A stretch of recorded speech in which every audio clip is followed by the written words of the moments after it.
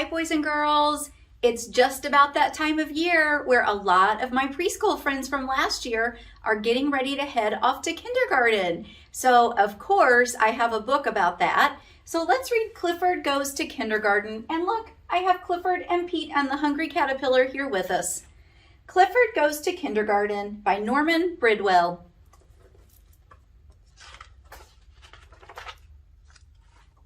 Hello, my name is Emily Elizabeth, and this is my dog Clifford. You guys probably know Clifford, right? The big red dog. I started kindergarten yesterday. At first I was scared, but now I love school. Before school started, my mom read a book about what my first day of kindergarten would be like. She said I would make lots of new friends and learn about writing and counting and animals and things in my neighborhood. We went to see my new school. Clifford stayed outside, but just knowing he was by my side made me feel better. Why do you think Clifford had to stay outside? Oh, he's too big, isn't he? Plus, we don't have dogs at school. We met my teacher, Mrs. Tate, and she showed us around the classroom. She was very nice. Look who's peeking in the window. Can you see him? We visited the nurse's office. If ever I feel sick, she will take care of me. Later, we played school in my backyard. I was the teacher, and my mom and Clifford were my students. I tried to be just like my teacher, Mrs. Tate. I still had a few questions for my mom. I asked her what would happen if I missed home or if I didn't make any friends. She said that Miss Tate would help me feel better if I was sad, and she would also make sure I didn't have to play by myself. The next day, Clifford and I were playing hide and seek when a letter came in the mail. It was from my teacher. The letter said that each kindergartner could bring something from home to school for the first day to make them feel better. I knew exactly what I was going to bring. What do you think Emily Elizabeth is thinking about bringing? On the first day of kindergarten, Miss Tate greeted us at the classroom door. She was very surprised to see Clifford. That's Emily's thing that made her feel comfortable at school, was Clifford.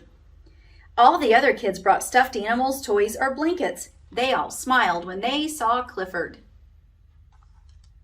It was time for school to start, so I said goodbye to my mom.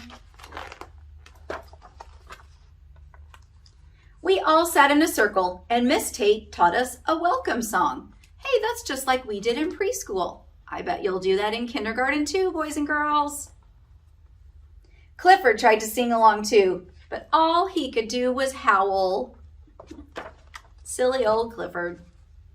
Then we all took turns going to the front of the class to answer a question on the board. Miss Tate asked the question, and we wrote yes or no. Hey, we used to do question of the day at school too. I bet you'll do that in kindergarten. It says, did you play outside this weekend? And they wrote yes or no if they played outside. Oh no, Clifford can't write yes or no. He just made a swoosh mark. Even Clifford had a turn. Dogs can't write, can they? We practiced writing letters and words. Some kids were nervous about writing. Clifford gave them kisses to help them feel better. Oh man, look at his kisses. Since he's so big, they're very slobbery. Unfortunately, his kisses were so slobbery that they got some of our friends' papers wet. Next, Miss Tate asked us to paint a picture of home. Clifford missed home as much as I did. When he saw my painting, he started wagging his tail really fast. Oops! He knocked over some of the water and paint with his tail. Oh no! Clifford made a big mess with his tail. Clifford rolled around on the floor to try to clean it up. Ooh, do you think that's a good idea? Now he's rolling around in that paint. Ooh, I hope this doesn't happen to you guys on your first day of kindergarten. Finally, it was time for lunch. I was so hungry. So was Clifford. Everyone loved Clifford so much they wanted to give him treats.